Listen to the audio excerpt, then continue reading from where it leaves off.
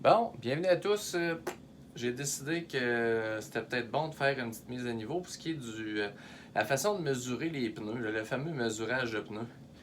Dans notre domaine, il n'y a toujours rien de standard, ou en tout cas, c'est pas actuel, c'est un peu archaïque. Souvent, les gens entendent, les mécanos, ouais, c'est ça, ton pneu achève 5,32, il reste rien que 3,32. C'est quoi ça, des 32? Ben, justement, c'est pour les gens, pour que vous compreniez, c'est un jargon dans notre domaine. C'est des 32e de pouce. Donc, si vous avez entendu, c'est un peu comme dans la menuiserie, là, avec ceux qui travaillent là-dedans. C'est un quart de pouce, un 3,8, 5,16 fort, comme les grands-pères disaient. On parle de pouces, donc comprenez qu'on n'est pas on est dans le vieux système, on est dans le système impérial.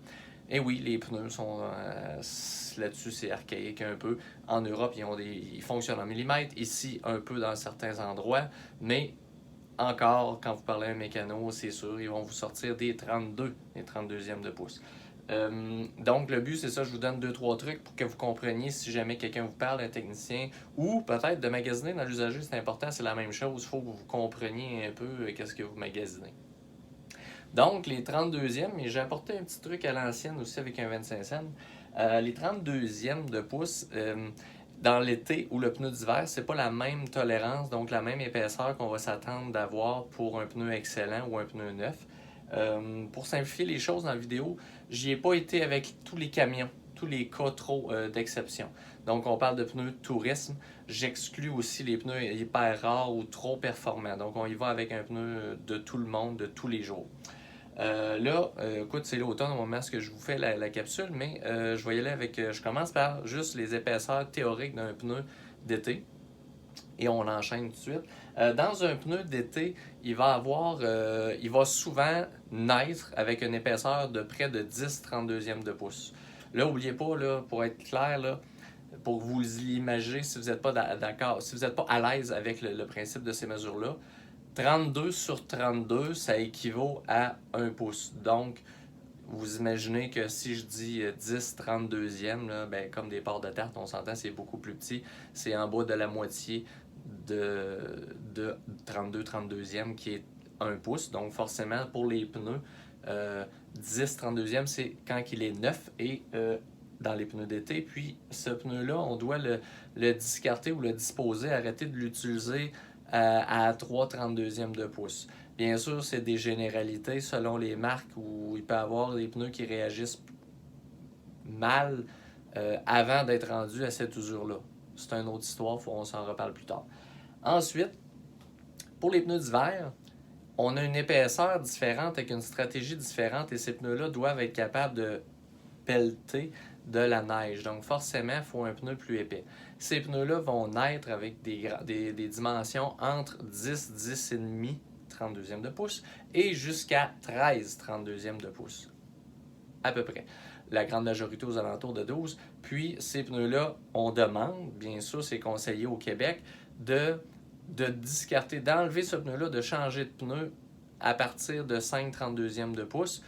Et c'est un conseil qu'on vous donne et on vous suggère ça à cause de la sécurité, le pneu qui va être plus glissant, à cause du fait qu'il y a moins de capacité de pelleter de la neige. Mais il est légal le pneu parce que la loi ne distingue pas hiver, été, automne, printemps. Elle demande, si je ne m'abuse, avec les policiers, tout ça, ils ne peuvent pas intervenir et vous dire que votre pneu est trop usé s'il a plus de 2 32e de pouce.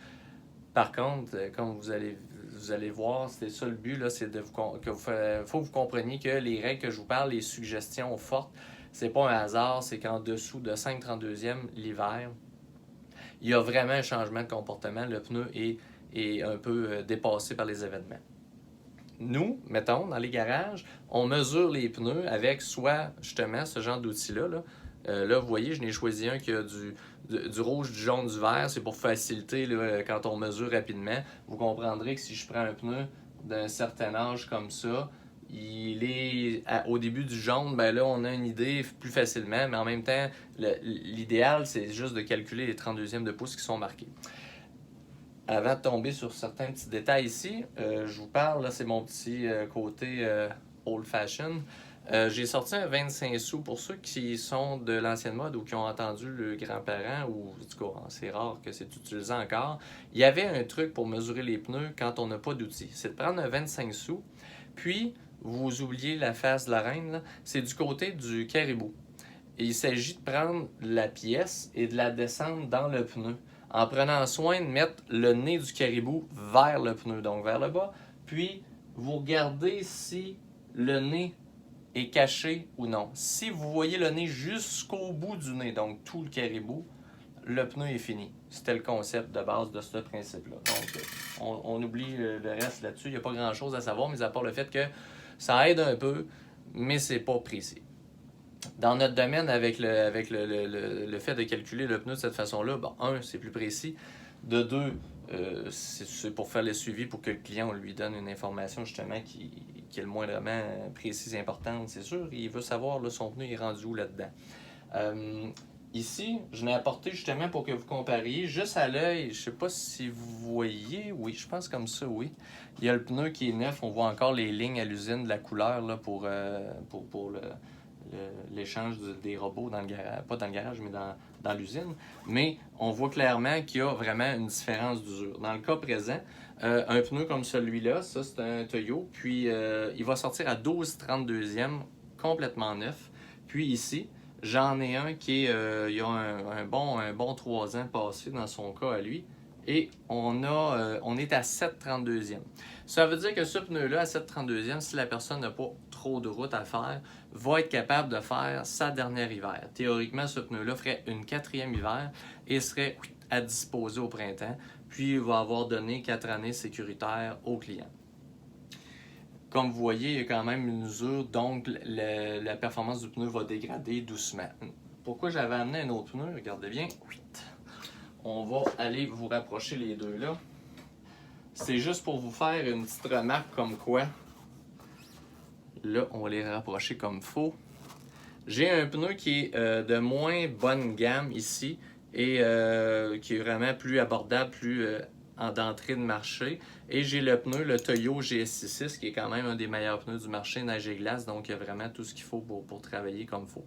Si vous regardez comme il faut, là c'est sûr, j'ai pas la meilleure image au monde. Je pourrais même vous les approcher.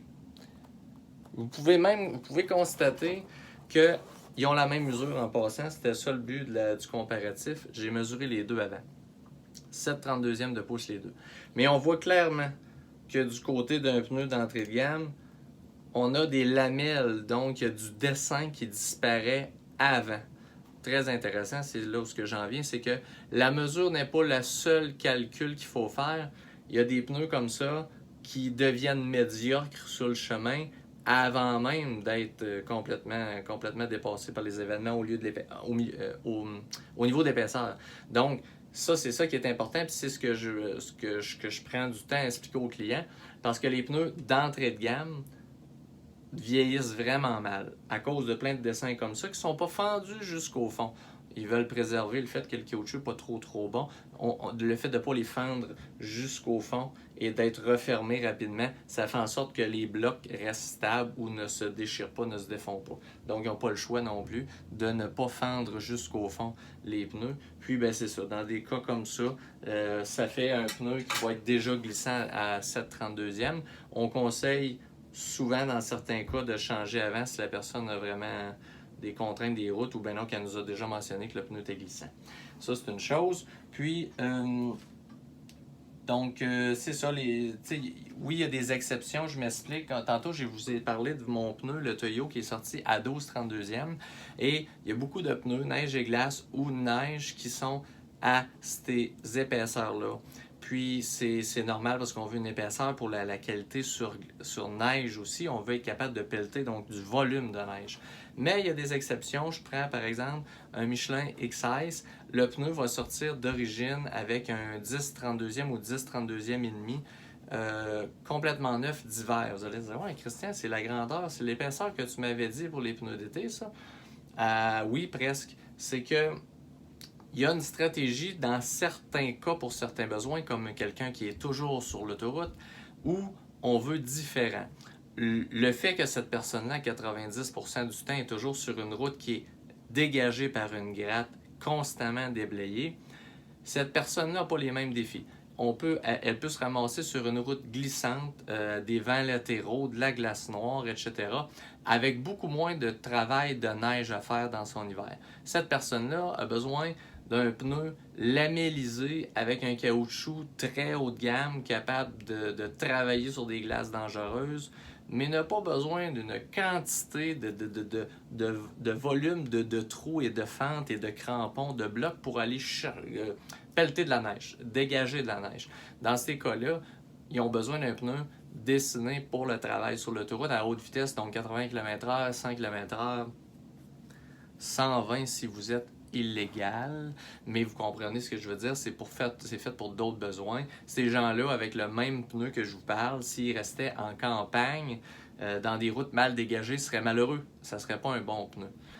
C'est un pneu qui est aussi, parce que, comme je vous dis, le fait de sortir moins épais, ça fait un pneu qui, dès le départ, à 100 km/h, c'est moins valseux. C'est un pneu qui va être un petit peu plus stable, il est plus plaisant, alors que quelqu'un qui part d'un pneu d'été, puis qui arrive sur un pneu flambant neuf de 13/32 de pouce, il va dire « Ah, il me semble que j'ai vraiment l'impression d'être d'un bateau, parce que on perd un petit peu de précision de conduite, c'est normal. » Donc, ça revient à me dire que, mis à part l'usure, le choix du pneu est vraiment important aussi. De toute façon, on est là pour ça. Faites confiance là, si vous avez un garagiste qui semble savoir où ce qui s'en va.